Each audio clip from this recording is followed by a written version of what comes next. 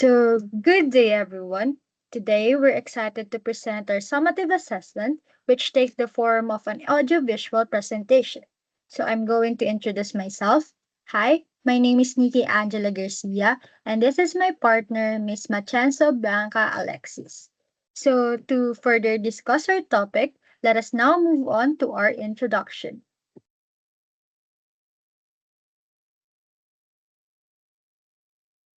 So, the documentary that we have settled on, titled as Shoplifter, addresses the problem of shoplifting in malls in Manila.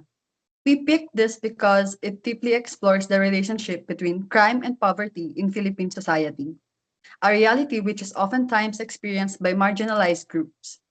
This documentary doesn't just show people committing crimes and how they do it, but it also shows the deeper reasons for their actions, like hunger, lack of opportunity, and the systemic failure of institutions meant to support them.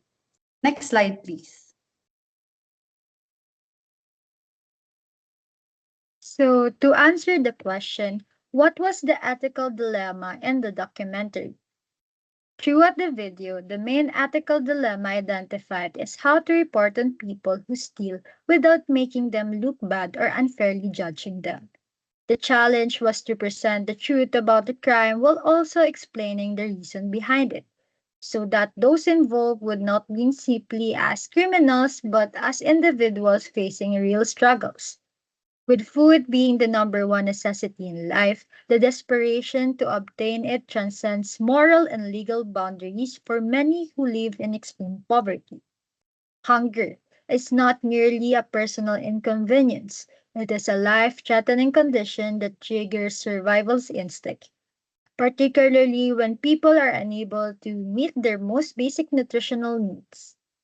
The documentary highlighted the case of Mang Yun, who was in prison for stealing a small item due to poverty and hunger.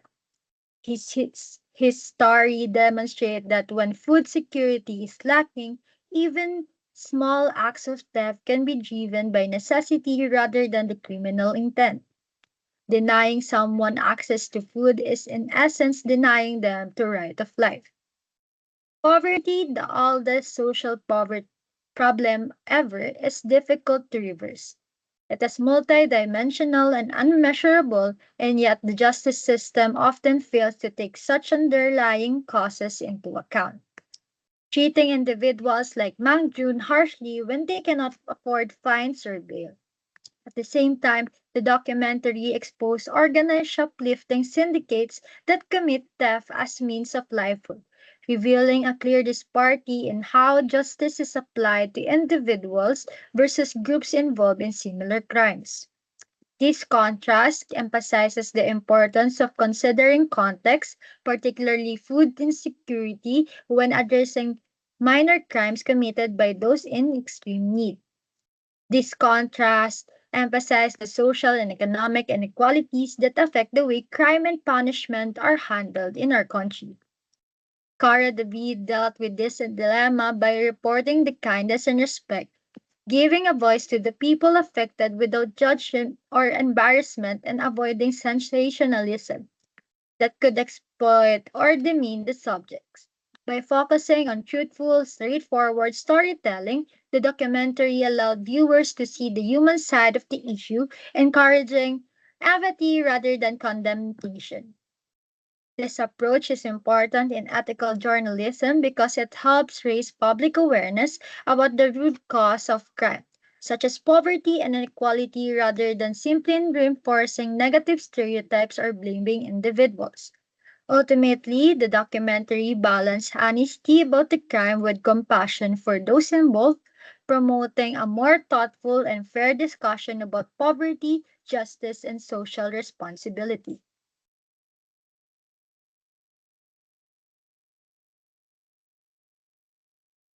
The next question is, what ethical considerations were upheld in the reporting of this issue? The documentary successfully upheld important ethical standards learned in Module 4, especially truth telling, accuracy, contextual reporting, and respect for human dignity, all of which were the focus of the discussions of both Professor Luis Teodoro in the Pills video and Cara David in her short video. One of the primary ethical considerations observed was the commitment to truth and accuracy. As Professor Theodore emphasized, journalists need to practice multi-sourcing and deep fact-checking in order to be credible. In the documentary, this was demonstrated through the use of verified information, interviews with direct sources, and an objective representation of different sides to the problem without being biased.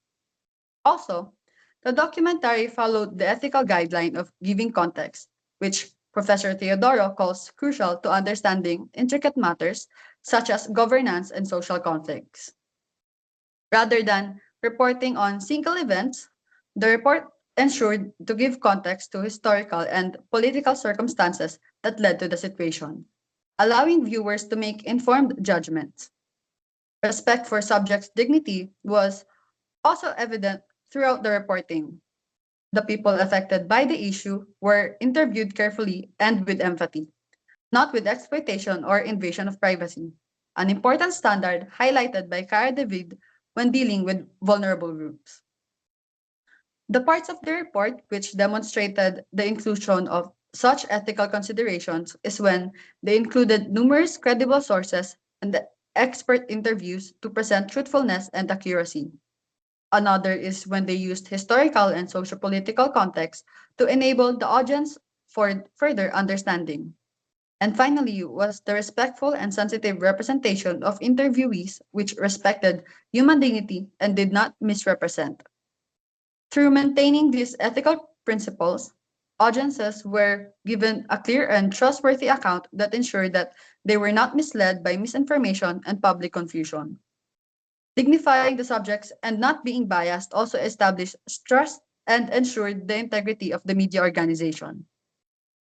Overall, the documentary's commitment to context and ethical reporting reasserted the importance of journalism as a tool for democratic participation, enabling citizens to critically interact with issues in the nation. In short, the report was able to implement the fundamental ethical values like honesty, precision, situational reporting, and respect for human dignity, which Luis Teodoro and Cara David underscored as essential in the current media scenario, especially in the post-truth and disinformation predominant era. Next slide, please.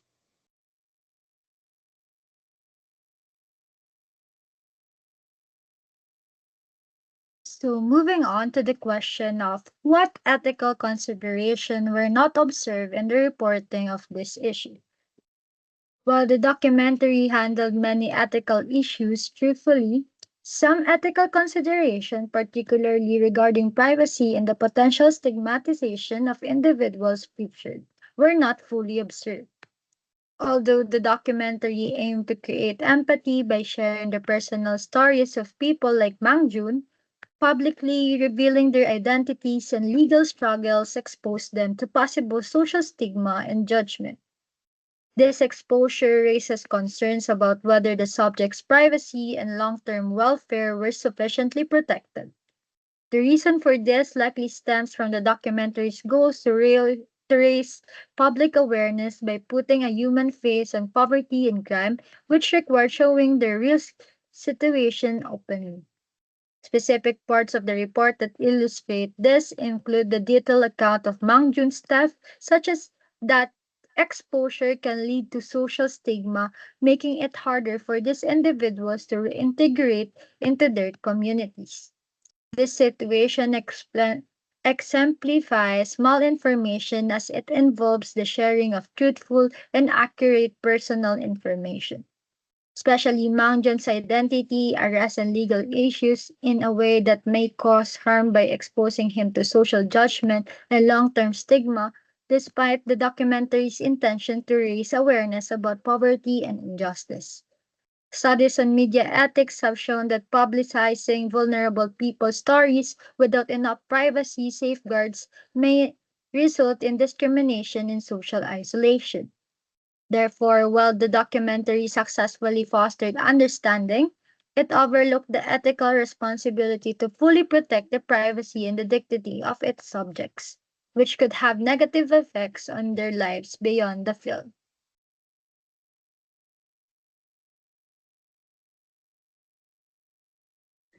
And lastly, overall, did you think the report was ethical? Elaborate and justify your answer. Yes, we believe the report was ethical since the documentary made a strong effort to remain truthful by including many credible sources, such as interviews with shoplifters from diverse backgrounds and experts who explained poverty and crime in context. The filmmakers also respected the privacy of the individuals they interviewed by blurring their faces, demonstrating a commitment to safeguarding the dignity and safety of vulnerable persons without compromising public awareness of the social issue of shoplifting. Overall, the report carefully balanced telling the truth about the crime with highlighting the real struggles behind it. Rather than simply labeling those who stole as criminals, the documentary helped viewers understand the difficult circumstances like poverty and hunger that led them to steal. The reporter treated the subjects with respect, allowing them to share their stories without judgment or shame. The documentary avoids sensationalism, focusing instead on honest and clear storytelling. While more effort could have been made to protect the privacy of the people involved, the report's goal was to raise awareness about broader societal issues such as inequality and harshness of the justice system toward poor individuals. Because it encouraged empathy and understanding rather than blame, the documentary upheld important ethical principles of journalism. And that concludes our presentation. Thank you so much.